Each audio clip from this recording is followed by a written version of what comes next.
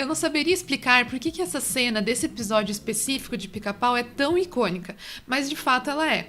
Ela é sim porque gerações inteiras lembram disso aqui.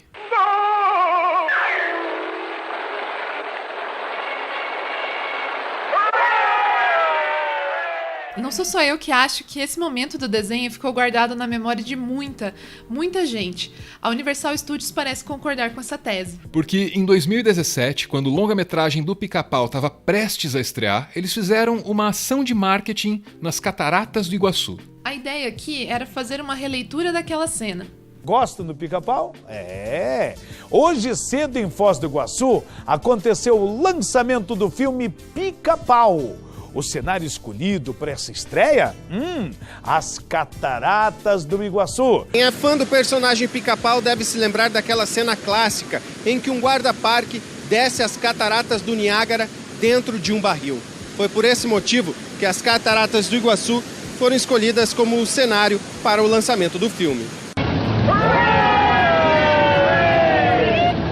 A cena se repetiu nas Cataratas do Iguaçu, mas claro, sem o barril. É muito engraçado e divertido por causa que a gente via na infância e tá fazendo parte, é algo diferente, é uma sensação legal.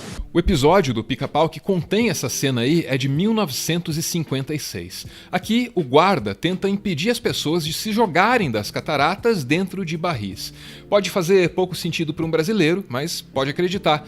Era moda naquela primeira metade do século XX fazer esse tipo de coisa aí em Niágara. O Pica-Pau sacaneia esse guarda o quanto pode e obriga ele a descer as cataratas uma vez atrás da outra, pro delírio desse povo usando capa de chuva.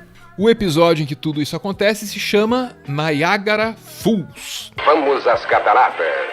O nome em português tira um pouco de significado original. Na minha tradução seria Os Otários das Cataratas de Niágara. E quando você pensa nesse título desse jeito, aí você percebe que esse desenho tá rindo de uma coisa que não é assim tão engraçada não. Nas Cataratas do Niágara existe um museu dedicado às pessoas que se jogaram lá de cima de um barril. Não pode ser. Pois é, por qualquer razão, essa coisa de se enfiar no barril e desafiar a morte no Niágara já foi um fenômeno tão grande que existe sim um museu dedicado a ele. This guy died. This guy here survived in that barrel. This guy here died in that barrel. Algumas histórias são mais bem-sucedidas que outras. A Anne Edson Taylor se enfiou num barril, desceu as cataratas dentro dele e sobreviveu. Ela fez isso em outubro de 1901 porque estava se aposentando e precisava do dinheiro. Reza a lenda que uma vez fora do barril ela teria dito: "Bom, agora ninguém mais vai precisar fazer isso." Só que a história não foi bem assim. Nas décadas que se seguiram ao feito da Anne, mais e mais gente ousou descer as cataratas dentro de um barril. A maioria das pessoas que tentaram morreram. Elas fizeram isso porque, como Anne, elas estavam desesperadas pelo dinheiro. Em alguns casos, a multidão que se formava para ver alguém se jogar das cataratas num barril poderia render um total de $300 de bilheteria. Hoje pode não parecer tanta grana, mas nos anos 30 e 40 isso aí dava um bom dinheiro.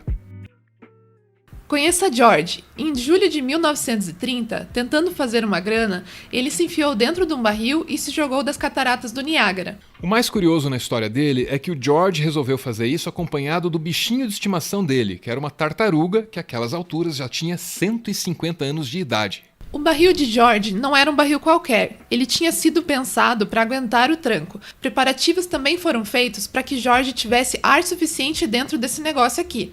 O suprimento poderia durar até 8 horas. 8 horas, só que infelizmente o barril ficou preso entre as rochas e só foi resgatado 18 horas depois.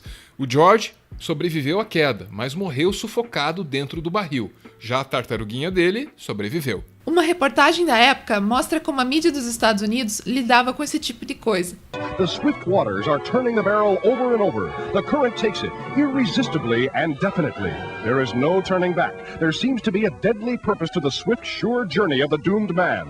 The mighty falls are reaching out. Closer and closer he comes to the brink of the cataract. A long moment, and he's over. The ride of death. While the waterfall sings a dirge over its unhappy victim. The barrel is caught on the rocks below, and the oxygen gives out. George has gone to the Olympus of his ancestors. Only the turtle is alive, 105 years old, doomed to live, as his master was doomed to die. Lembra do museu que a gente mencionou no início? Pois é, o barril do George está em exposição nesse lugar. Quem olhar para esse negócio de perto e por dentro vai perceber que a história é muito mais sinistra do que parece. Alright, so here's George Stathakis' death barrel. Those are his finger claw marks as he was desperately struggling to get out, but he died in this barrel. And they say that the IMAX theater is haunted.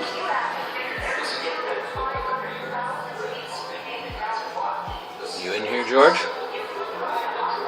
That's creepy. George passou ao menos 8 horas num ambiente claustrofóbico e literalmente sufocante.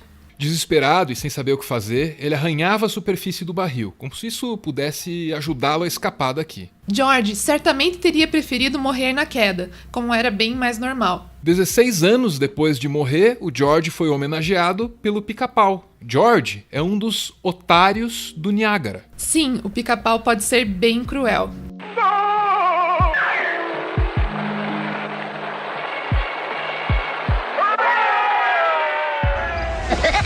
Ha ha ha!